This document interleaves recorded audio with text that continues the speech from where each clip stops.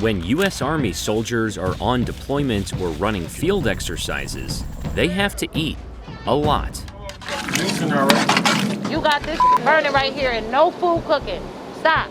That's where Army Culinary Specialists come in. If a unit goes out to the field, if a unit deploys, well, they've got to eat. So we're going with them. After completing basic training, future culinary specialists head to Fort Lee, Virginia, to train for 8 weeks, where they'll learn how to cook for up to 800 soldiers in this. It might not look like much now, Stand clear. Give me call. but when it's fully assembled, it has the capability to act as a fully functioning kitchen that can keep troops fed in the most remote of environments. We went from a box on wheels to a whole freaking kitchen, right? But before trainees cook for hundreds of hungry soldiers out in the field, That shit looks like more than 5, doesn't it? they have to start with the basics. There you go, okay? Some of them don't even know how to turn a stove on. Insider spent 5 days at Fort Lee, observing several classes at various stages of training. One of the main things that I like to tell my soldiers as I'm training them is we don't just provide food, we provide fuel. For those personnel who are on the front line, for the war fighter, fold this side in.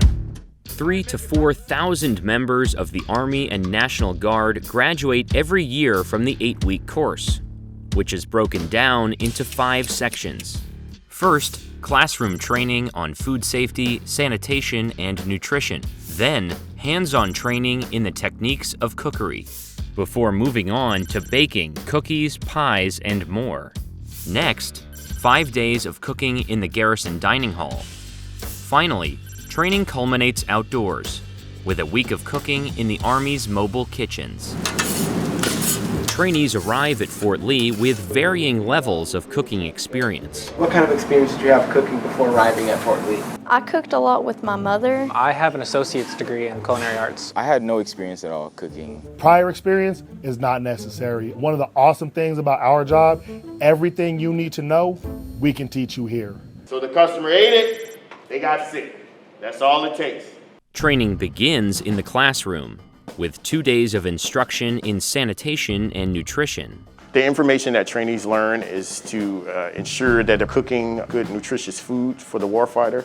And then they also learn about safety, sanitation, how to prevent infectious disease, how not to transfer and cross-contaminate food, and then how to provide safe meals. Sanitation is everything. If your people aren't safe, and if you aren't safe, then the mission can't be completed. Trainees are tested at the end of each block of training in the form of a 50-question exam. We have anywhere from 9 to 15 different diseases that they learn. And then they have to understand what food items they're found in, how do their practices impact their ability to be able to spread those diseases to different customers within those facilities. You will go to your stations, you will put on your hat, and you'll put on your apron. Training moves from the classroom to the cooking labs during techniques of cookery. The techniques of cooking is basically their first introduction to the kitchen. Some of them don't even know how to turn a stove on, so that's where I get to teach them how to use their equipment. But before they start cooking, trainees need to become familiar with the tools they'll be working with. This first bend in your finger, this first little knuckle, all right, this is gonna be the furthest point out. So this is gonna be on your knife. It'll be just like this. There's a couple methods that I use, like a claw method, making sure that they tuck their fingertips underneath, because in our field, you kind of need your fingers, you kind of need all of them. Cube is what? Same size all around, right? All right, so. Trainees get to see instructor demonstrations on how to cook certain foods during their first 4 days in the labs. But they won't have that luxury later on. Weigh up your beef, put it in your large pot, and you just move on to the next step, okay? They'll come up to our front of our stations and we'll literally show them how to do it step by step, accordance with the recipe card. Then they have the opportunity to go back to their stations and apply what we taught them how to do that product. If you don't have rice in your small pot yet, half a cup of rice, all you have to do is read your recipe cards, guys. That is key.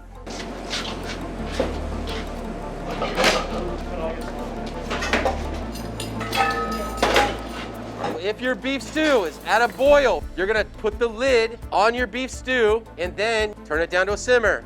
I think in this whole procedure, if you don't understand how to read a recipe card, then you're gonna fail. You have to be able to read it step by step. That way you can learn how to do these things and execute. That looks like more than 5, doesn't it? Jesus. There you go, okay? The hardest thing is probably retaining information, learning the techniques that we teach them, and then applying it. Take your ladle. You don't want to overkill. Make it look nice and neat. Part of your grade is presentation, guys. Once the trainees have completed their recipe, they bring their finished product to the back of the cooking lab to be graded on presentation, technique, and execution. We teach them the basics. It's how to cut, how to slice. We also teach them how to simmer, how to braise, how to saute, and then we teach them about moist heat, dry heat. All those things incorporated get them ready for what is known as a cook-off at the 5th day. Don't stress out. Have fun. Make sure you have your utensils.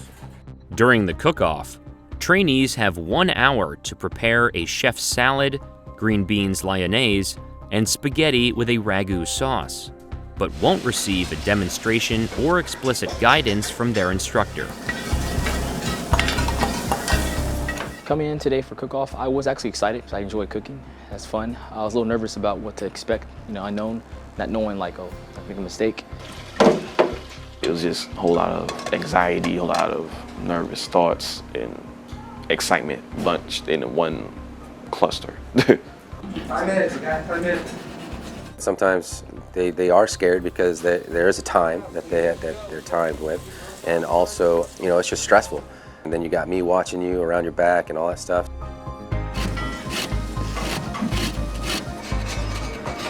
At the end of the cook-off, the trainees' dishes are graded on a number of criteria. They'll be docked points if items are not cut properly, dishes are undercooked or overcooked, or if their sauce is not the right consistency. The thing that you did wrong was supposed to be slices, correct? So I thought we meant those are rings. Oh. Yeah. But you did good on everything else. You overcooked your onions a little bit, okay, and they're a little bit too big, okay? A lot of the students did a lot of things right. The biggest thing is when they do cut-ups. Some of their cuts that they do for these products are either too big. Some things that are wrong is they don't drain all the liquids off of certain individual items. Presentation is important because it's all about eye appeal. So when you go to any restaurant and you serve something outstanding, that's going to show the people that you put your flair into it. You put your own artwork into it. Sauce, it's outstanding, good job. Salad, good presentation, and good cuts, right? So good job. All the trainees passed all their products today, so it makes me feel very happy. It makes me feel like they listened to what I had to teach, and they applied it to everything that they plated on their presentation. And actually preparing it and see actually how you got all this put into one dish. It comes out so well. It tastes so good. It puts a lot of pride in your heart. Sure you use your rubber spatula to get all that sugary goodness inside the bowl. Now armed with a foundation in the techniques of cooking, trainees move on to baking. Well, everybody has a sweet tooth, but like I say, we're just not feeding soldiers, we're feeding civilians too. So we just make sure we give them a nice home away from home treat, and I think everybody deserves that. When you're putting your sweet potato pie mixture in your shell, ensure you do not get it on the edges or it's going to burn. Everybody tracking? Remember, get your butter knife, you will stick it in the center, and then pull out, it should come out clean. So if not, just put it back in there. But sometimes in techniques of cooking, they have trouble in that, and then they become the best baker in this section because they know they have to pay attention to detail and they can't skip any steps. Baking is a science, and if you don't pay attention exactly, you're gonna get it wrong. If we had a conventional oven, yeah, it will be done, but these gas, because the heat is coming from up from the bottom, it's taking longer for it to cook around it. I've learned a lot with Miss Harrison. She's a great cook, great teacher. So once your fruit pie and your sweet potato pie, when they're done, I want you to put them both on the same sheet pan. And then we're gonna present it over there by our numbers. Once again, the trainees' finished products are graded on a number of criteria. For my custard pie, you guys did a real good job. So the filling looks good, so now my eyes is going to the crust, okay? So that's what's gonna sell me, the crust. Ooh, it's tight. Who's this, number 6, number 2, and number 7 again. You did a good job today. The baking module of training also ends in a 50-question exam and bake-off. But for now, trainees get to enjoy the fruits of their labor.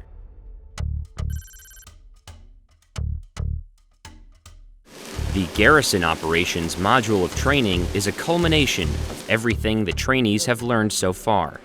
It's the first glimpse of what they will see once they get to their actual unit after they graduate. Trainees spend 5 days cooking in an actual Garrison kitchen at Fort Lee, preparing a variety of food.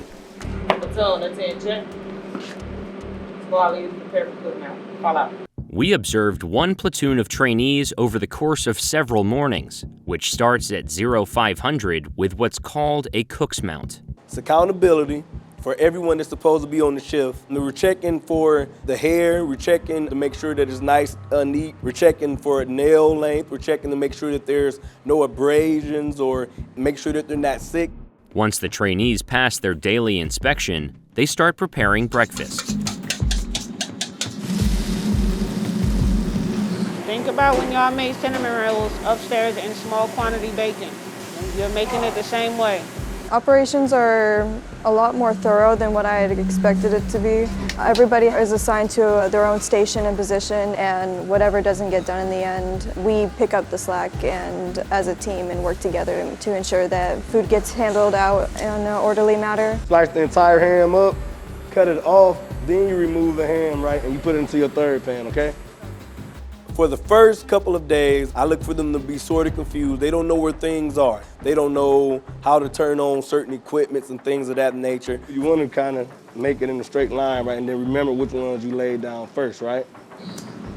Come Thursday and Friday, then that's when the instructors typically take a step back, and then we kind of let them operate on their own so we can see if they're grasping the information. Even though it was stressful, it was really like hands-on, and you got to like learn and experience a lot more things, and you got to make more like meals, prepare dishes for like other people to eat, not just yourself and your platoon. Thank you very much. Trainees head outside for the 5th and final module of training, which is focused on field cooking operations. So you're gonna alternate your meat between here and here. You know what I mean? The equipment that we teach here at Field Operations Training Branch, that's the equipment that we use in the operational force. But before they can start cooking in the mobile kitchens, on lift, everybody raise it up. Ready, set, go. 1, 2, 3, on lift. they have to learn how to build them. Let me get 4 up there, everybody else down here on the ground. So the mobile kitchen trailer, we can use that when we got up to 300 personnel to feed 3 times a day and in basically any environment. Take a mental note of where everything is, all right? Because that's how we're gonna pack it back up. In addition to the mobile kitchen trailer, trainees are taught how to build and operate the Army's containerized kitchen, or CK. The containerized kitchen, that is our largest field feeding platform. We're gonna use our containerized kitchen more often in a situation where we've built up some infrastructure. We have the capacity to feed 800 personnel, and with our capacity to feed more people, we can bring more people in to support that area, to defend that area, and to accomplish those missions. Watch your head, watch your head, watch your head, watch your head. The process of setting up the CK is very challenging because there's a lot of big moving parts. You got to watch out for your battle buddies because there's a lot of things that's unfolding and spreading out on the CK, so you got to communicate. Over the course of 2 weeks, trainees have to pass a 50-question exam and demonstrate proficiency with each piece of equipment.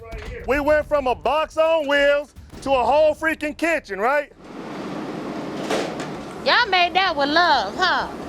Y'all made that with love. They look good. The final week of training is spent cooking in the mobile kitchens, and not just for themselves. At any given time, we can have up to 300 or 400 personnel out here on the grounds. They're gonna break down their meals, they're gonna identify how many personnel they're actually feeding, and then they're going to actually prepare meals for everybody at FOTB, not just their group. I specifically told nobody to turn on the MBU without my eyes on it. You got this burning right here and no food cooking. Stop. Put them on there. Again, nobody will turn on any MBUs without me visually looking at you. Learning in the mobile kitchen, it's been challenging because it's different. It's a lot of moving parts. It's a lot of things that you have to take in consideration.